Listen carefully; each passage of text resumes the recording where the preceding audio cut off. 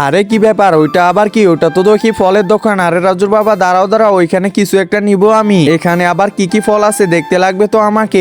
আরে ওইখানে ওগুলো কি? এগুলো তো দেখি আম। আরে বাহ, অনেক বড় আম দেখতেছি। আর এই পাশে এগুলো কি? এগুলো তো দেখি আমলকি। এগুলো দেখে তো আমার জিভাতে পানি চলে আসছে। কোনগুলো রেখে কোনগুলো নিব কিছুই বুঝতেছি না। ভাইয়া তাড়াতাড়ি করে 1 কেজি করে দিয়ে দেন। আরে একটা খেয়ে দেখি তো, অনেক টক। এই যে নেন ম্যাডাম, এই তো নিয়ে নিলাম। এখন তাড়াতাড়ি বাসায় নিয়ে যাই। এই তো বাসায় চলে আসলাম। মা আবার ওইগুলো কিনে আসলো। দেখ রাজু, এগুলো দিয়ে এখন রেসিপি বানাবো। প্রথমে আমটাকে কেটে নিতে লাগবে। এই তো আমটাকে কেটে নিলাম। এই তো কাটা হয়ে গেছে। এরপরে এখানে আমাদেরকে লবণ দিতে লাগবে। এই তো লবণ দিয়ে দিলাম। এরপর মরিচের গুঁড়ো দিয়ে দিব।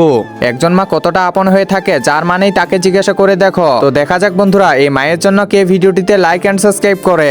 আর যারা মাকে ভালোবাসো না তারা ভিডিওটি থেকে দূরে থাকো। ভালো করে সবখানে দিয়ে দিতে লাগবে। এরপর এটা মুড়ায় বাড়ি দিতে লাগবে। এটা মনে হয় হয়ে গেছে, তাড়াতাড়ি বের করে দেখি তো। আরে এটা তো হয়ে গেছে, এখন খেয়ে দেখতে লাগবে যে কেমন করে। আরে মা, এটা তো খুবই টক করতেছে কিন্তু খুবই স্বাদ। হ্যাঁ রে রাজু, ঠিকই বলছিস।